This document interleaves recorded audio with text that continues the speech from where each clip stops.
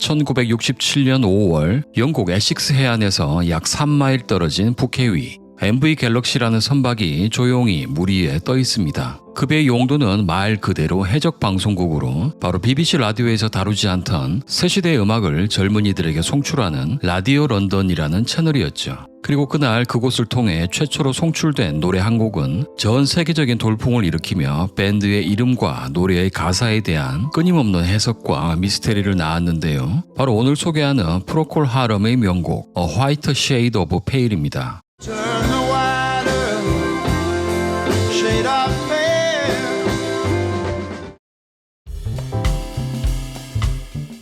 1966년 한때 더 파라마운츠라는 밴드를 이끌던 보컬리스트 게리 브루커는 팀의 미래가 불투명해지자 밴드를 해산한 뒤 무대 위에 오르는 가수 대신 작곡가의 삶을 선택합니다. 그리고 라디오 DJ 겸 음반 제작자인 가이 스티븐스의 소개로 작사가 키스 리드를 만난 뒤 함께 작곡팀이 되어 노래를 만들기 시작하죠. 하지만 이듬해가 되어도 자신들이 만든 노래가 팔리지 않자 이들은 밴드를 만들어 직접 부르기로 하는데요. 그렇게 결성된 팀이 프로콜 하럼입니다. 우선 이 프로콜 하럼이라는 밴드명에 관한 이야기가 참 많은데요. 여기에는 홍보를 위한 거짓 마케팅, 사람들의 욕구에 의해 만들어진 억지 해석, 그리고 여전히 미스테리로 남아있는 불분명한 기억이 뒤섞여 있습니다. 일단 이들의 데뷔곡이자 대표곡인 A White Shade of Pale은 그야말로 일대 센세이션이었습니다. 노래는 방송을 타자마자 1967년 5월 25일 영국 차트 21위로 데뷔한 뒤 그 다음 주에는 4위, 그리고 차트 진입 3주 만인 67년 6월 8일 영국 차트 1위에 오르며 발매 몇 달 만에 전 세계적으로 무려 350만 장이나 팔려나갔는데요. 이렇게 되자 사람들은 이 난해한 가사의 의미가 무엇인지, 그리고 무엇보다도 이 프로콜 하럼이라는 이름이 무슨 뜻인지 궁금해하기 시작했죠. 일단 최초의 이야기는 이 밴드의 결성을 도운 가이 스티븐스가 어느 날 밴드 멤버들에게 전화를 걸어 자기 친구가 키우는 고양이 혈통 이름이 프로콜 하럼인데 이걸 밴드명으로 하면 어떻겠냐고 말했고 밴드 멤버들이 그거에 동의했다는 것이었습니다. 그러자 사람들은 이제 그 고양이가 궁금해졌죠. 무슨 고양이인데요? 어떻게 생겼죠? 그러자 당시 밴드의 홍보를 맡던 마케팅팀에서 한 고양이의 사진과 함께 혈통증명서를 내밀었는데 거기에는 이 고양이가 수컷 버마 고양이이며 품종명이 프로콜 하룬인데 그걸 잘못 알아들어 그만 밴드 이름이 프로콜 하럼이 되었다는 이야기가 곁들여집니다. 하지만 이건 홍보팀에서 극적인 효과를 위해 지어낸 거짓말로 저 사진 속 고양이는 홍보 담당자가 키우던 판도라라는 이름의 아비시니안 종이라는 게 밝혀졌죠. 그리고 고양이에 대한 멤버들의 기억도 서로 달랐으니 이쯤 되면 최초의 가이 스티븐스가 말했던 그 고양이가 존재했던 것인지조차 미스테리의 영역으로 남는 것 같습니다.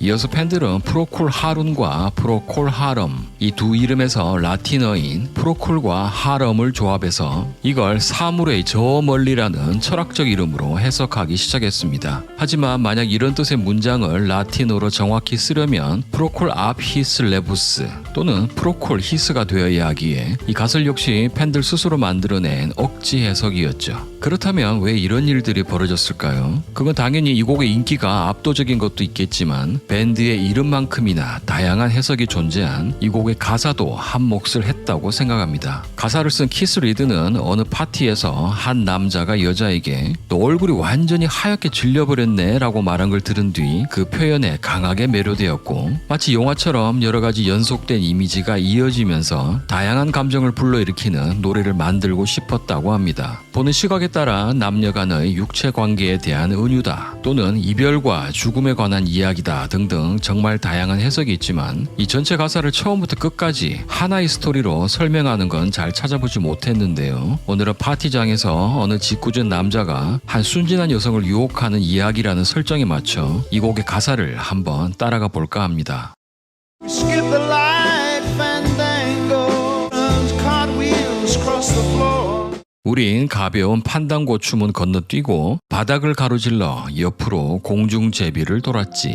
자, 일단 여기서 판단고라는 건 18세기 스페인에서 시작된 정열적인 구애의 춤인데요. 이 판단고마저 건너뛰고 공중제비를 돌았다는 건 인사치레는 다 집어치우고 만나자마자 두 사람이 격렬한 춤을 추었다는 걸 의미합니다. 다시 말해 파티장에서 처음 본 여성에게 춤을 권하면서 이름이 뭐죠? 어떻게 오셨어요? 이런 건 생략한 채 이 남성이 여성을 댄스 플로어로 확 잡아당기는 장면을 묘사하고 있죠. 난 멀미가 났지만 사람들은 더 하라고 외쳐댔고 천장이 날아가 버릴 때 방 안은 더욱 시끄럽게 웅웅거렸지. 이 부분은 매우 자연스럽게 해석이 됩니다. 격렬한 춤, 음주, 그리고 어쩌면 약물 등으로 주인공이 어지러움을 느끼는 가운데 사람들이 더 하라고 외치고 천장이 펑 하고 날아간다. 여기서 천장은 아마도 우리를 누르고 있는 이성이나 규범 또는 현실 감각 같은 걸 뜻하는 것이겠죠. 우리가 한 잔 더를 외치자 웨이터가 쟁반을 들고 왔어. 자, 이제 댄스 타임은 끝난 것 같고 웨이터에게 술을 더 갖다 달라고 하는데 이어서 창작의 배경에 관해 작사가와 대중의 의견이 갈리는 가사가 등장하죠. So it was later. 그리고 잠시 후 방앗간 주인이 자신의 이야기를 들려주었을 때 처음엔 유령처럼 보이던 그녀의 얼굴이 창백함, 그 이상의 새하얀 빛으로 질려버렸네. 여기서 일단 밀러와 테일이라는 걸 설명드릴 필요가 있는데요. 많은 사람들은 이것이 제프리 초서의 캔터베리 이야기에 나오는 더 밀러스 테일, 즉 방앗간 주인의 이야기에서 가져온 것으로 해석하고 있습니다. 제프리 초서의 캔터베리 이야기는 14세기 말 캔터베리 대성당으로 향하는 길 위에서 순례자들이 서로에게 들려준 이야기 모음집으로서 특히 영국인들에게는 자국어 문학의 출발점이자 중세 사회의 거울인 동시에 오늘까지 이어지는 문화적 정체성의 근원인 작품이죠. 그 중에서도 두 번째 이야기인 더 밀러스 테일은 등장 인물들의 욕망이 얽히는 외설적이면서도 희극적인 이야기인데요. 결국 이 곡의 가사에서 방앗간 주인이 자신의 이야기를 들려주었다는 건 이 남자 주인공이 여자에게 엄청난 이야기를 들려줬다는 걸 말합니다. 자, 안 그래도 파티에서 처음 만난 남자 손에 이끌려 정신없이 춤을 추는 바람에 넋이 나갔는데 연이어 그 남자가 낯뜨거운 이야기를 꺼냈다. 그러니 이 여성의 얼굴이 충격과 당혹감으로 하얗게 질려버린 거죠. Turn the water, shade of pale. 이처럼 누가 봐도 이 대목은 캔터베리 이야기에서 모티브를 얻었을 것이라 생각했지만 정작 작사가인 키스 리드는 단 한 번도 그 책을 읽어본 적이 없다고 밝혔는데요. 그렇다면 그건 이 방앗간 주인이라는 직업이 중세시대 영국에서 지닌 고정관념에서 답을 찾을 수 있습니다. 중세 농촌사회에서 방앗간 주인은 농민들과 곡물을 거래할 때 속임수를 자주 쓴다고 해서 부당한 이익을 취하는 자, 그리고 저속하고 음탕한 인물로 대변되는데요. 아마도 키스 리드가 그 책을 읽지 않았다면 오랫동안 전승되던 방앗간 주인에 대한 중세적 고정관념, 즉 탐욕스럽고 음탕한 자라는 이미지를 노랫말로 빌려온 것이라 보는 게 자연스럽습니다. 자, 이제 2절이 이어지는데요. 드디어 여성이 입을 엽니다. She said there is no reason, and the truth is plain to see.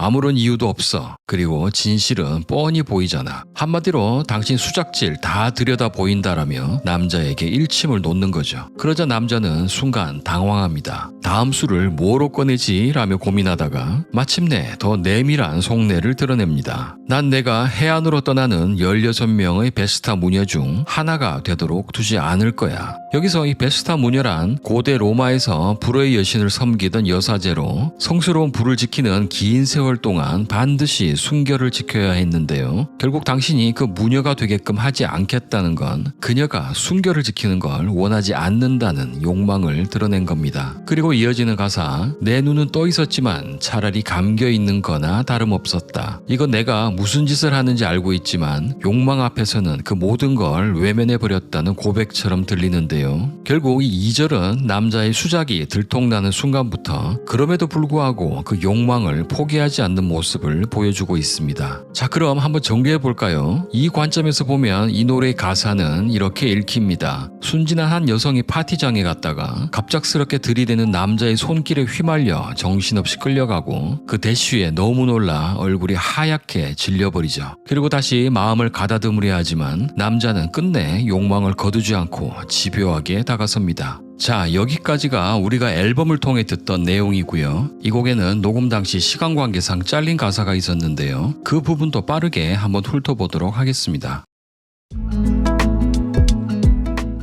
가끔 공연에서나 소개되던 이 부분은 본편의 가사보다 훨씬 난해한데요. 정리하자면 남자와 여자가 모두 현실 감각을 망각한 채 바다에 뛰어들어 그 밑바닥을 향해 돌진하는 장면으로 끝을 맺습니다. 그래서인지 많은 평론가들은 이 곡의 엔딩이 결국 남녀 간 육체 관계를 은유적으로 표현한 것이라 해석하죠. 하지만 저는 이런 생각이 들었습니다. 이 곡이 발표된 해는 1967년, 그리고 그해 미국 샌프란시스코에서 시작된 썸머 오브 러브는 자유와 해방, 반전과 평화, 그리고 새로운 공동체적 사랑으로 하나의 거대한 물결이 되어 국경을 넘어 퍼져갔죠. 그러니까 이 노래가 그 현상을 직접 노린 건 아니었지만 같은 해의 공기 속에서 자연스럽게 겹쳐 읽히는 면이 있는 겁니다. 그런 맥락에서 본다면 여성을 유혹하는 그 남자는 의식의 확장을 추구하던 사이키델릭 문화와 성해방, 그리고 락음악과 집단적 환희가 뒤섞인 시대적 욕망이며 그 대시에 압도당한 여성은 그 물결 앞에 무방비하게 놓여있던 개인들의 초상이다. 한번 이렇게 해석해 볼 수도 있는 것 아닌가 하고 말이죠. 자, 이렇게 놓고 본다면 이 곡 A Whiter Shade of Pale은 단순한 연애담을 넘어 1967년이라는 시대의 욕망과 그 속에 휩쓸린 개인의 모습을 함께 비추는 그 시절의 사운드 트랙이라 할 수 있겠죠. 하지만 시대를 초월한 예술 작품도 시간의 흐름과 현실의 문제에서는 자유로울 수 없었나 봅니다. 왜냐하면 이 곡에는 아주 유명한 저작권 소송 이야기가 따라붙기 때문이죠. 여러분이 이 노래를 떠올릴 때 가장 먼저 생각나는 그 장엄하고 아름다운 오르간 연주,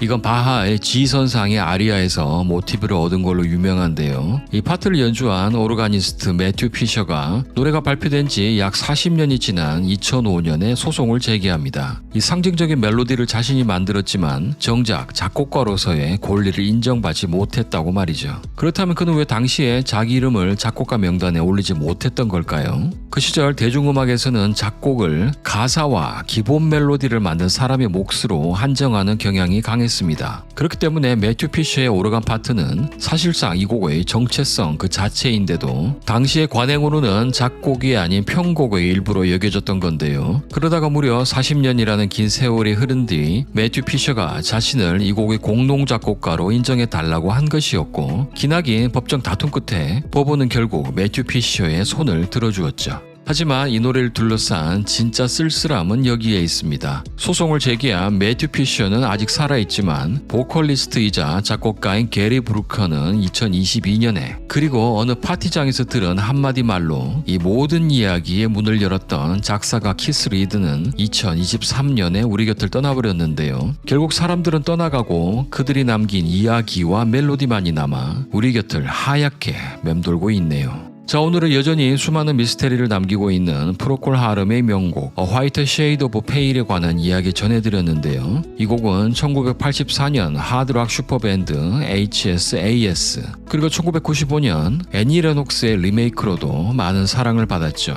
누구의 리메이크가 더 좋은지, 그리고 여러분들은 이 곡의 가사를 어떻게 해석하시는지 다양한 댓글 남겨주시길 기대하면서 오늘 영상 마치도록 하겠습니다.